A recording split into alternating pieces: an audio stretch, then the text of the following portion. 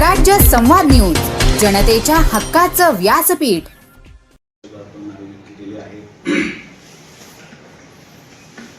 7 डिसेंबरला भीमाशंकर सहकारी साखर कारखान्याची संचालक मंडळाची मीटिंग पार पडली आणि पहिला हप्ता देण्याच्या संदर्भातला विषय हा विषय पत्रिकेवर होता आणि आपल्या सगळ्यांच्या सर्व संचालकांच्या चर्चेनुसार आणि एकंदरीत निधीच्या उपलब्धतेनुसार 3100 रुपये हा पहिला हप्ता देत असताना त्याच मीटिंगमध्ये असा निर्णय झाला की जशी पैशांची उपलब्धता होईल या दृष्टीनं संपूर्ण FRP ही 3272.14 म्हणजे 3273 रुपये ही आपण लवकरात लवकर शेतकऱ्यांना अदा करावी अशा पद्धतीचा निर्णय 7 तारखेच्या संचालक मंडळाच्या मीटिंगमध्ये घेण्यात आलेला होता आणि त्या पद्धतीची प्रेस नोट ही दुसऱ्या दिवशी सर्व पत्रकार वार्ताहर यांना देण्यात आल्यानंतर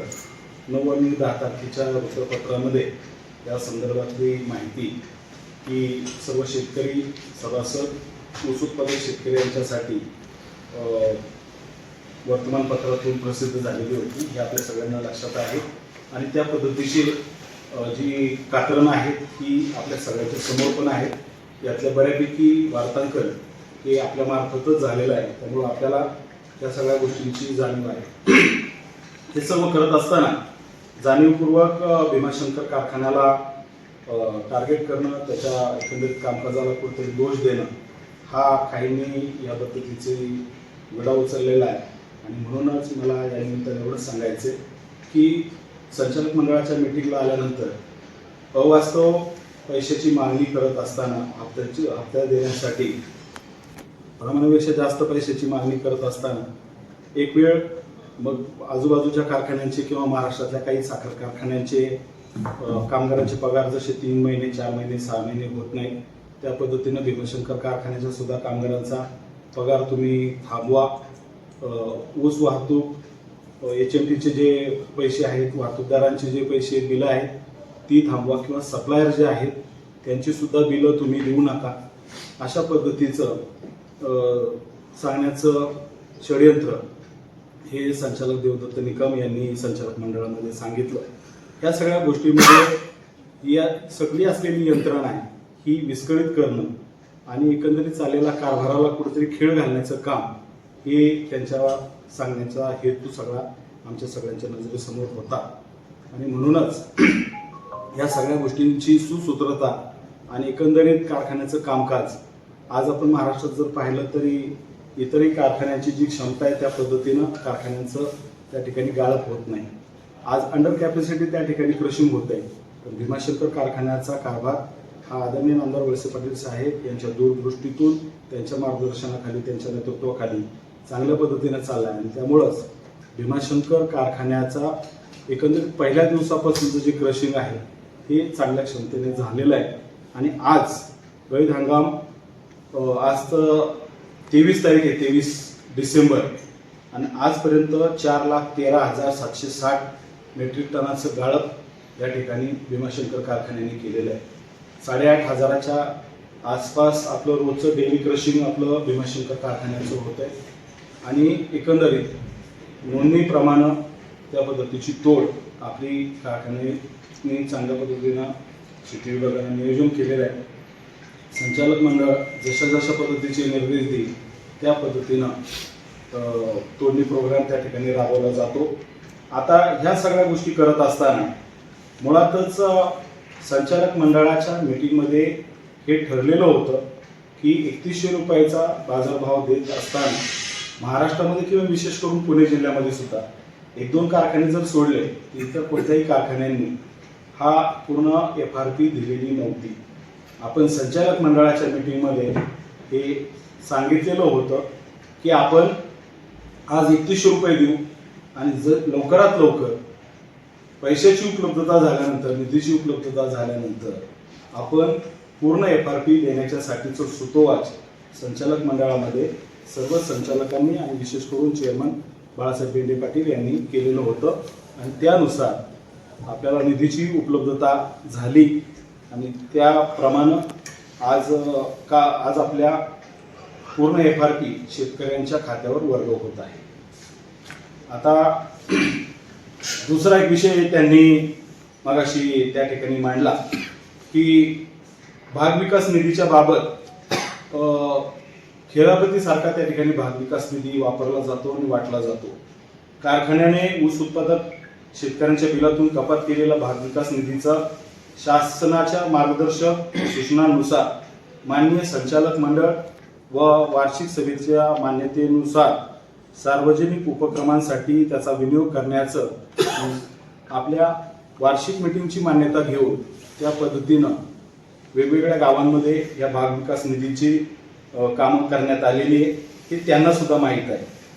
राज्यामध्ये नाही तर संपूर्ण जिल्ह्यामध्ये जरी आपण विचार केला तर सगळे साखर कारखान्यांनी कुठलाही FRP ही पहिला हप्ता त्या ठिकाणी पूर्ण केलेला नव्हता आणि एखाद्या 2 कारखान्यांनी केलेला असताना सुद्धा आपलं स्वतःचं म्हणणं आपण स्वतः कारखान्यामध्ये या ठिकाणी संचालक मंडळाने सांगितलेलं होतं. त्या पद्धतीनं आपण आज त्याची पूर्तता केलेली आहे. शेअरच्या बद्दल सुद्धा काही शेतकऱ्यांना आणि लोकांना त्या ठिकाणी लोकांची डोकी भडकवण्याचं काम हे महाशय या निमित्तानं करतायत. मला या निमित्तानं एवढंच सांगायचंय की सतत ऊस पुरवठा करणाऱ्या ऊस उत्पादकांना कारखान्याचे सभासत्व देण्याच्या दृष्टीनं कारखान्याच्या शेती स्टाफच्या मार्फत आपण पत्रव्यवहार सुरू केलेला आहे. हे सुद्धा या महाशयांना माहीत आहे आणि जाणीवपूर्वक आता हे सभासत्व मिळणारच आहे. पण प्रत्येक गोष्टीचं श्रेय घेण्याचं काम किंवा नको त्या गोष्टीमध्ये ढवळाढवळ करायचं काम आणि कारखान्याचं एकंदरीत चाललेल्या कामकाजामध्ये अडथळा निर्माण करायचं काम हे महाशय करतायत. कारखान्याचं व्यवस्थापन चालू असतानाच मला आपल्याला या निमित्ताने एवढंच एक गोष्ट सगळ्यांच्या निदर्शनास आणून द्यायची की FRPची रक्कम ही आपण 31 रुपयाची दिली आणि आज निधी उपलब्ध झाल्यानंतर पूर्ण FRP ही आपली 3273 रुपयाची आज आपण वर्ग केली. पण देवदत्त निकम हे चेअरमन असताना यांच्या एक कार्यकाळामध्ये 10 वर्षाचे कालावधीमध्ये चेअरमन होते. त्यावेळी सुद्धा 2 वेळा 2013-14च्या हंगामामध्ये निव्वळ FRP ही 2109 रुपये 93 पैसे प्रति मेट्रिक टन असताना सुद्धा 2100 रुपयाचा पहिला हप्ता त्या ठिकाणी अदा करण्यात आलेला होता आणि उर्वरित रक्कम ही दुसऱ्या हप्त्यामध्ये त्या ठिकाणी देण्यात आल्यानंतर ती FRP पूर्ण झालेली होती.